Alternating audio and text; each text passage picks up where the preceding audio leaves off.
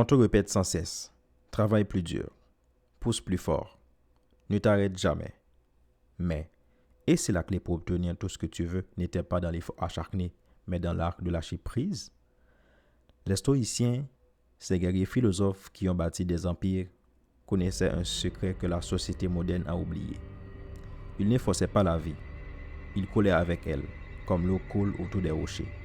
Aujourd'hui, je te révèle 10 règles stoïciennes pour manifester tout ce que tu désires sans t'épuiser. Reste jusqu'à la fin parce que la règle numéro 7 va changer ta façon de voir tes émotions pour toujours. Règle numéro 1.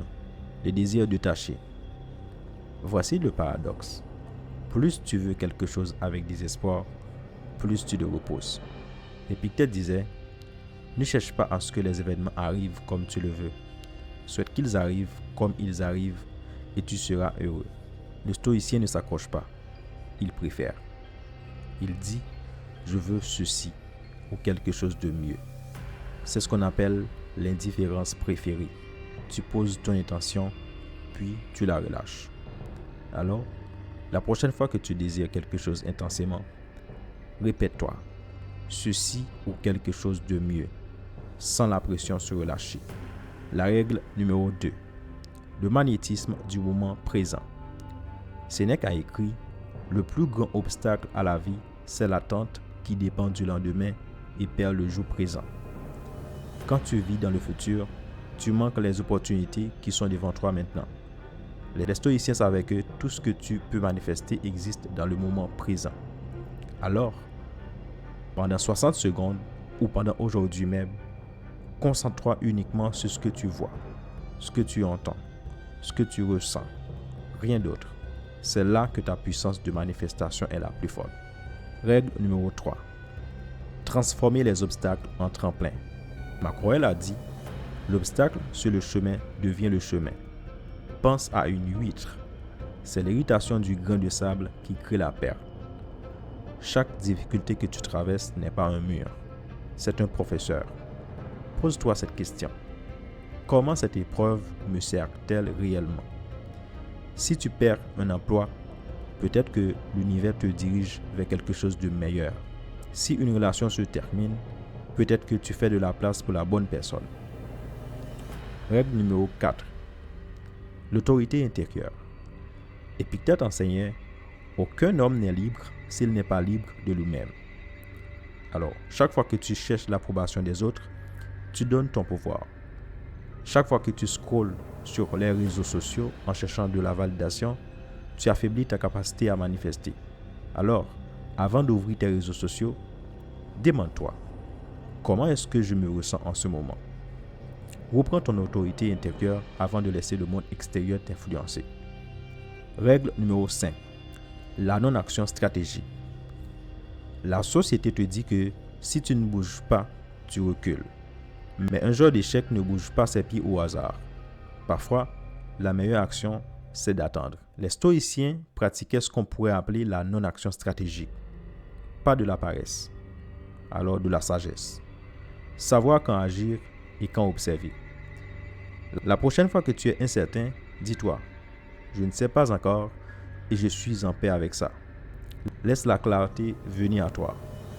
Règle numéro 6. La gratitude comme force de manifestation. Macroel commençait chaque journée en remerciant. Pas par politesse, mais par stratégie. La gratitude commence ton énergie de « je manque de » à « j'ai en abondance ». Quand tu vibres dans la gratitude, tu attires naturellement plus de choses pour lesquelles être reconnaissant. C'est un cercle vertueux. Alors, dès aujourd'hui, écris 3 choses pour lesquelles tu es reconnaissant. Alors, pas de grandes choses, juste des petites choses. Il se peut le café du matin, un sourire avec un ami, un petit moment calme. Règle numéro 7. La souveraineté émotionnelle. Voici la règle qui change tout. Sénèque a dit, nous souffrons plus souvent en imagination qu'en réalité.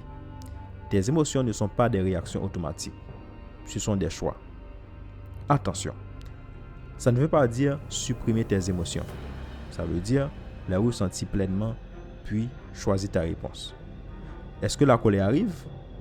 Si la colère arrive, juste ressens-la. Puis demande-toi, est-ce que cette réaction me rapproche de ce que je veux manifester ou m'en éloigne? C'est ça la souveraineté émotionnelle. Et c'est le super pouvoir stoïcien le plus puissant. Règle numéro 8. La philosophie du assez.